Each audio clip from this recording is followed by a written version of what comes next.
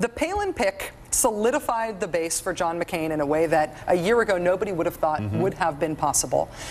Palin then turned out to be a less than impressive campaigner, started to peel away some conservative support. Now we've got more conservative trouble on the horizon for John McCain with this bailout plan. Was Sarah Palin worth it? I had suggested, only half kiddingly, I wanted odds on this, that she'd be off the ticket by October 1st. Metaphorically, she may be, but of course, he may be too. I mean, the way things are going, this is turning into the disaster that a lot of people suggested it might be. If you take somebody whose public persona is essentially a game of Mad Libs.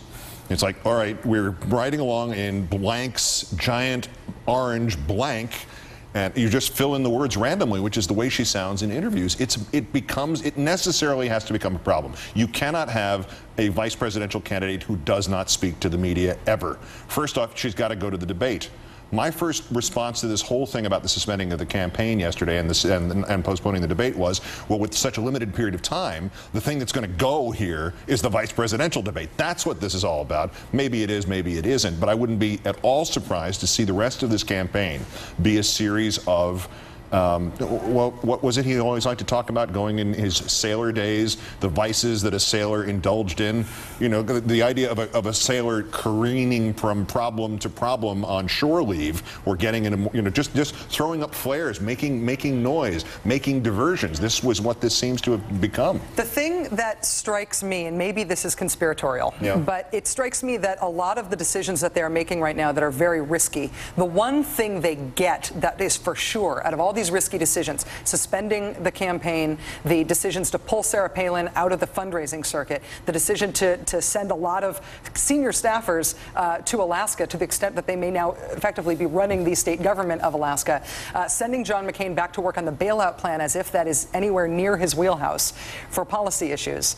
The one thing for sure they get with all of those decisions is attention away from Sarah Palin, even to the extent that maybe she will not be expected to be in a vice presidential debate. And I'd wonder if they are willing to take extreme risks in order to shield her because they see her as a big liability. Well, but this is what's genius about the McCain campaign is the idea that they write their own headlines every day. They so far have been the best that we have seen I think in a presidential campaign at changing the topic. Just moving it along. Remember, I mean, Sarah Palin was in there, as you correctly pointed out, to cover up a host of sins, a host of problems, disunity, dullness of the campaign, dullness of the presidential candidate. Well, now, all right, that worked for a while. Let's get something else in. It is like the guy, you know, it is a juggling act. It is like a ball club that doesn't have enough pitching, and they call somebody up and they sign some other guy. They use him 3 times. He stops becoming effective, goes somewhere else. These are the series of decisions that they have made, and it is the one thing, I think, that has kept them in the race. Because I mean, just take anything at all that's gone on in this campaign. We've already forgotten about it. Right. John McCain invented the BlackBerry. How long ago was that? Last week. And it's gone already. I mean, and go back even further to anything that was a dispute or a debate 6 months ago in the campaign with him, or 6 weeks ago. It's all gone. It's all been moved off the table. The reset button works. Yes. That's the big news here. Well, if they decide to hit the reset button again, nobody could have foreseen that John McCain would decide to be an economic savior and suspend his campaign and ride back into Washington to Bigfoot, very delicate negotiations that seemed to be going fine before he got there.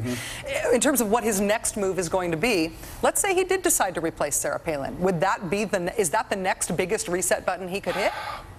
I would assume no. I can't think to even think for their campaign. My mind doesn't work that way. But you're probably on the right track. It could be, you know, who knows? He's going to suddenly adopt Rudy Giuliani's coming in as campaign manager, or I mean, something so bizarre that it would make no sense, but it would get them headlines and get them away from a topic. But I have never thought seriously that the idea of throwing her off the bus at some point was the automatic killer negative that it was presumed to be. That maybe if she turned out to be a losing proposition, she was the proverbial Hail Mary, with no offense to Catholics, she was that. If it doesn't work and you still have the ball, you throw another one. Get rid of her. Maybe bringing her in worked. Maybe getting rid of her would work too. As long as you pick somebody who's a big name to replace her with, so it becomes a positive story too. But no, find somebody else who's equally obscure. Make the media go through the whole vetting process all over again. Just run out the clock. If you can stay within 4 or 5 points, as they have with, in terms of policy, a disaster of a campaign, a flat-out idiotic campaign that has not made any sense. None of the facts back up anything that the candidate has said. Pretty much 100% of the time. His name is John McCain, and he approved the message. Beyond that, we don't know any of this to be true. But if you keep changing the topic, there is a form of genius to that, and it will get you maybe 42% of the vote. If you can just move the dial a little bit beyond that, all that matters is who's in front on November 4th. That's all that matters. As ridiculous as it might seem, as implausible as it might seem, it doesn't matter as long as it gets them there and in contention on that date. It's just the finals. It's not merit at that point. That's my thought. Keith Olbermann, the host of Countdown here on MSNBC. Thank you very much for sticking around. You're welcome, Rachel. I appreciate it. If the United States does not torture, as President Bush has told us on many occasions, why did Bush administration officials actually hold meetings in the White House to discuss, quote, harsh interrogation techniques on al-Qaeda detainees? Filmmaker Alex Gibney won an Oscar for his documentary on the subject. He joins us next.